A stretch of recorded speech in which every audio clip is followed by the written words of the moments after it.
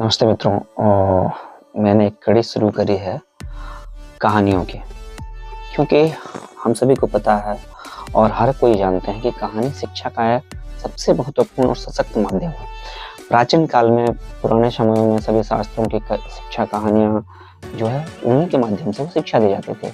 बड़े से बड़े ज्ञानी को भी हमारे पूर्वजों ने कहानियों के माध्यम से सहजतापूर्वक समझाने में सफलता प्राप्त किया है। तो और हम सभी ने पंचतंत्र, हितोपदेश जैसे ऐसे कई कहानी की किताबें हैं, उत्कृष्ट उदाहरण हैं ये सब, जो उनकी कहानियों में रोचकता है, उनका अद्भुत गुण होता है और किसी का भी हृदय परिवर्तन करने में जादू जैसा काम करते हैं। कहानियों के सुनने, पढ़ने से स्वास्थ्य बहुत अच्छा रहता है, क्योंकि इनसे व्यक्ति का मन प्रसन्न हो जाता है।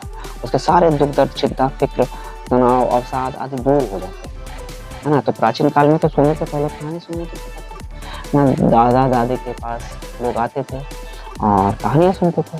आज भले वो मिट चुका है, चूँकि देखिए हम सभी को पता है कि संयुक्त परिवार कहीं न कहीं टूट गया है, हम एकल परिवार में आ गए हैं। तो दादा-दादी से तो बच्चों को दूर होना ही है।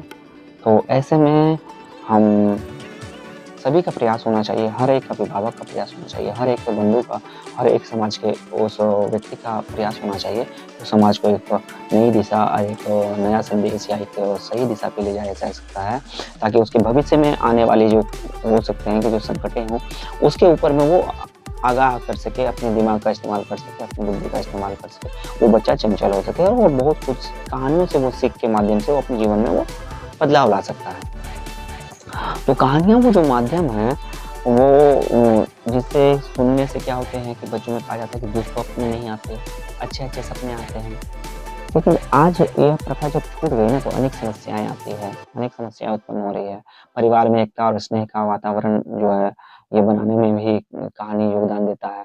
इसके अतिरिक्त हम कह सकते हैं कि अनेक ज्ञात-अज्ञात लाभ की कहानियाँ सुनने समझने से होती है, जो हम सभी महसूस नहीं कर सकते, समझ नहीं सकते, लेकिन वो हमें हमारे अंदर में बदलाव लाती है।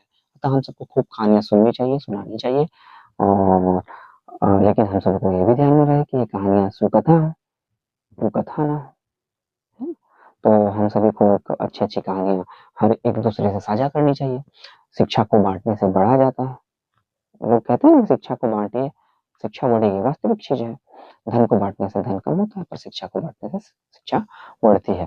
तो अच्छे संदेशों का प्रसार करिए और हमारी कहानियों का ये जो कड़ी हमने शुरू किया है, इसका आप एक-दूसरे से शेयर करिए, एक-दूसरे प्रोफ़ाइल पे भेजिए, एक अपने मित्र को भेजिए, ताकि बहुत सारे बच्चे अभी के समय में इन कहानियों को शुरू करने का हमारा एक उद्देश्य ये भी है कि बच्चे आजकल मोबाइल से जुड़े हुए हैं।